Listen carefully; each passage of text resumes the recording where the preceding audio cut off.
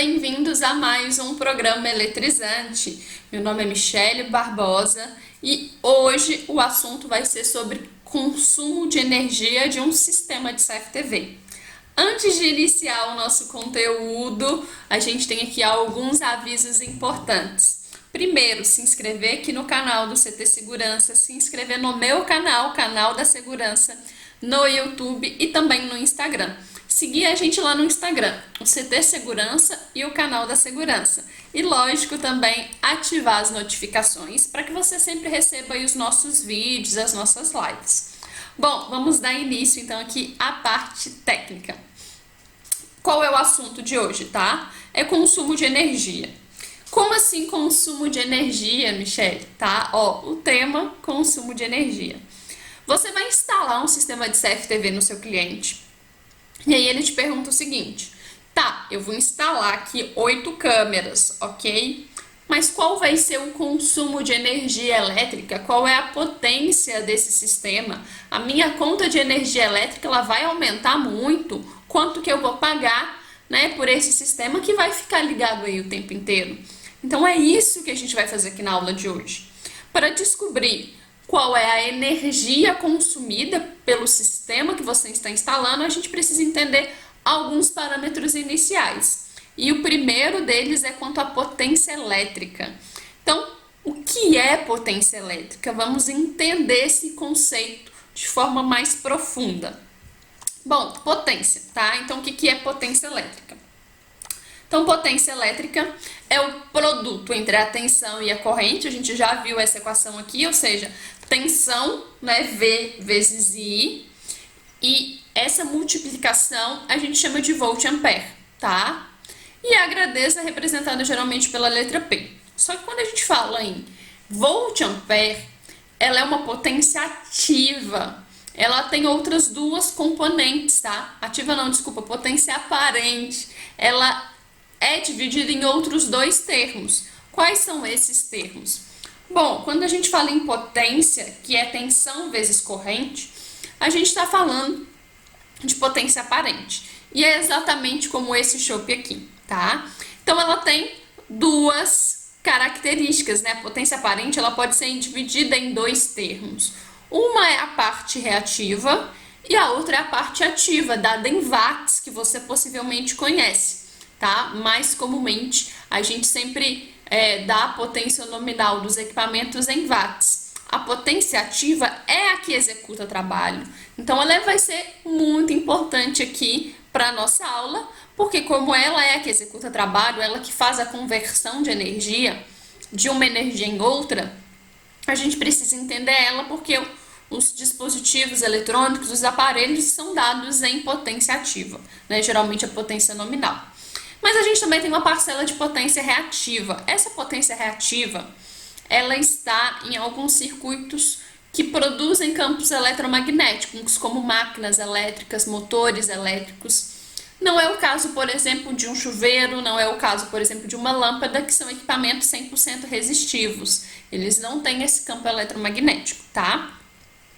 Então, o que a gente consegue entender como sendo uma potência, tá? E o que é a conversão de energia que a gente tem, né, dentro da elétrica? O que a gente tem, na verdade, é a energia elétrica sendo convertida em outro tipo de energia, em outro tipo de potência. Isso é muito legal. Isso a gente tem, por exemplo, nos motores elétricos. Os motores elétricos, eles convertem energia elétrica em energia mecânica, em rotação, em potência mecânica. Então, a gente converte potência elétrica em potência mecânica.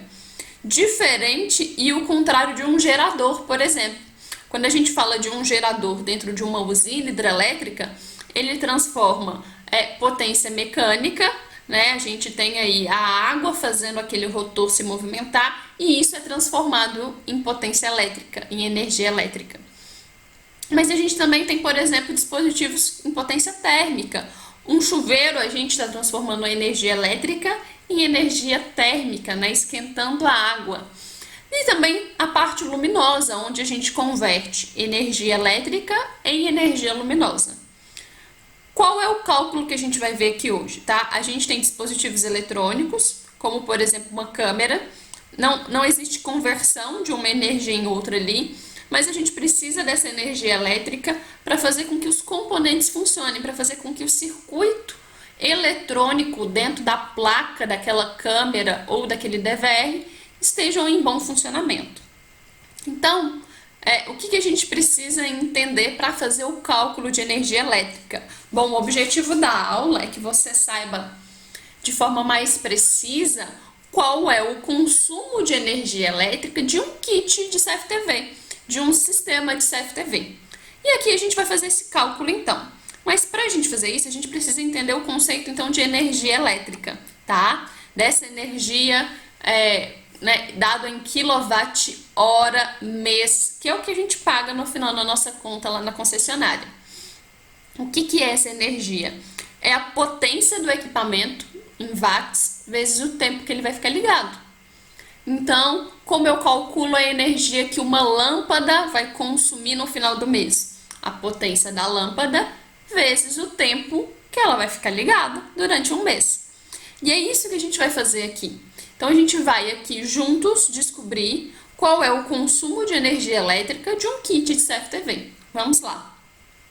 Calculando aqui, então, primeiro. Bom, qual é a proposta aqui, então? A proposta é o seguinte.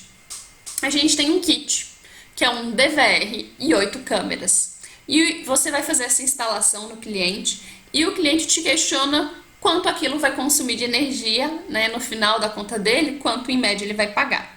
Qual é o cálculo que a gente vai fazer para ter uma estimativa melhor desse consumo? Primeiro item é ir no datasheet do fabricante que a gente vai utilizar e verificar qual é a potência que o DVR consome, tá? Quanto de potência ele consome com HD. Lógico que vai depender, aliás, os datasheets das DVRs vão indicar a potência sem HD, porque o fabricante não sabe qual HD você vai colocar. E aí, então a gente precisa olhar qual é a potência do DVR e ir no fabricante de HD e ver qual é a potência que aquele HD precisa para funcionar. E também a potência de cada câmera que você vai utilizar, porque cada modelo de câmera em cada fabricante, ela precisa de uma potência diferente. O que eu trouxe aqui? Valores médios no mercado, não quer dizer que é isso. Novamente, tem que olhar no datasheet. Mas eu trouxe aqui um DVR que, com o HD, ele tem um consumo aproximado de 30 watts e que cada câmera tem aí o consumo de 3 watts, tá? Como que você faz para descobrir? Novamente, melhor forma é ir no manual, tá ok? Então, em média aí, 3 watts. Qual é o primeiro passo que eu vou fazer? Somar as potências. Então, eu sei que eu tenho 30 watts do DVR, então eu vou fazer 30 mais 8 câmeras, então é 8 vezes 3, cada câmera tem um consumo de 3 watts. Então, 30 mais 8 vezes 3, 8 vezes 3, 24. 24 mais 30, 54 watts.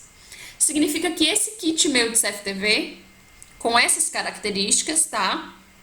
Pode ser que você utilize uma câmera que tem uma potência menor, um DVR junto com HD que tem uma potência menor, mas para esse kit que eu trouxe aqui, o consumo é de 54 watts. E como que eu vou descobrir agora, tá? O quanto de energia ele vai consumir no final de um mês? Lembra, energia é potência vezes tempo. Então, se eu tenho um kit, ele vai ficar ligado aí o tempo inteiro. 24 horas por dia, 30 dias no mês. O que eu preciso fazer? Descobrir qual é, né? Eu coloquei aqui funcionamento, qual é a energia para o funcionamento dele em 24 horas e 30 dias.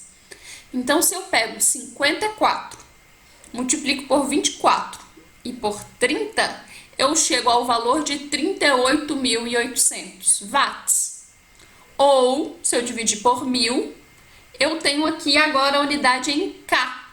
Então, eu tenho 38,8 kWh mês. Esse é o total de consumo para esse kit. Quanto que eu vou pagar isso? Aí você tem que verificar na conta do cliente quanto ele paga por quilowatt-hora mês. Na média, nas concessionárias do Brasil, o quilowatt-hora médio é perto de R$1. Isso para clientes residenciais classe B, tá? Essa é a média que a gente tem no mercado. Isso em 2020, né? Se você estiver vendo esse vídeo num outro ano, esse valor pode estar muito mais caro. Mas na média, em 2020, se paga R$1, se você é um cliente residencial classe B. Ou seja, uma conta aproximada de uns R$40. Com esse dado, você tem mais precisão e firmeza para passar ao cliente qual é a expectativa de aumento da conta de energia dele. Mas vamos a um segundo exemplo, tá? Então, o segundo exemplo, o mesmo DVR com 30 watts, só que agora a gente tem 16 câmeras de 3 watts. 3 vezes 16 é a conta que a gente vai estar fazendo, mais um monitor com um consumo de 40 watts. Novamente, todos esses dados devem ser conferidos no datasheet, tá? E o mesmo com o monitor, peguei um valor aí médio de um monitor pequeno no mercado. Soma das potências, 30 do DVR, 16 vezes 3 das câmeras, mais 40 watts do monitor, com um total de 118 watts. O sistema vai ficar ligado, 24 horas por dia, 30 dias no mês, 118 vezes 24, 24 horas que tem um dia, versus 30 dias no mês, a gente chega ao valor de 84.960 watts, ou seja, 84,96 kWh mês. O que eu estou fazendo, tá, pessoal? O que eu estou convertendo? O K que eu estou inserindo aqui no cálculo, o quilo vale 1.000. Por isso que eu substituo o 1.000, tá? Em vez de 84.000, ele vira 84K, ok? Quando eu falo 1.000 pessoas, eu posso falar 1K. K vale 1.000, ok? Então, 84,96. Se a gente está considerando, em média, o quilowatt a R$1, a gente vai estar pagando em média R$85 no final do mês, respectivos ao kit de CFTV. Isso é muito, muito importante. Por quê? Porque qual é o cenário que a gente pode encontrar aí no mercado? É o cliente te ligando após 40, 50 dias que você fez a instalação. Imagine que você fez aí esse projeto para ele, 16 câmeras, um DVR, um monitor, e ele te liga e fala: nossa, mas depois que você colocou o sistema aqui, a minha conta de energia aumentou R$400.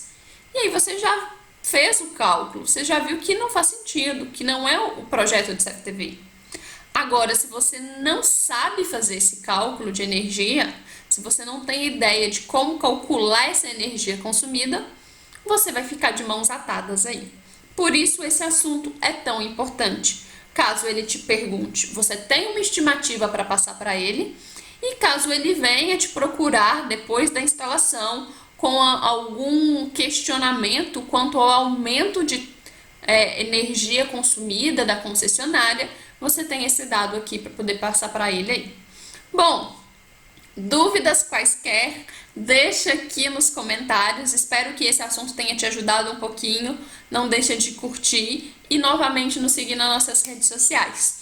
Até o próximo vídeo aí, bons estudos e até mais, Tchau, tchau!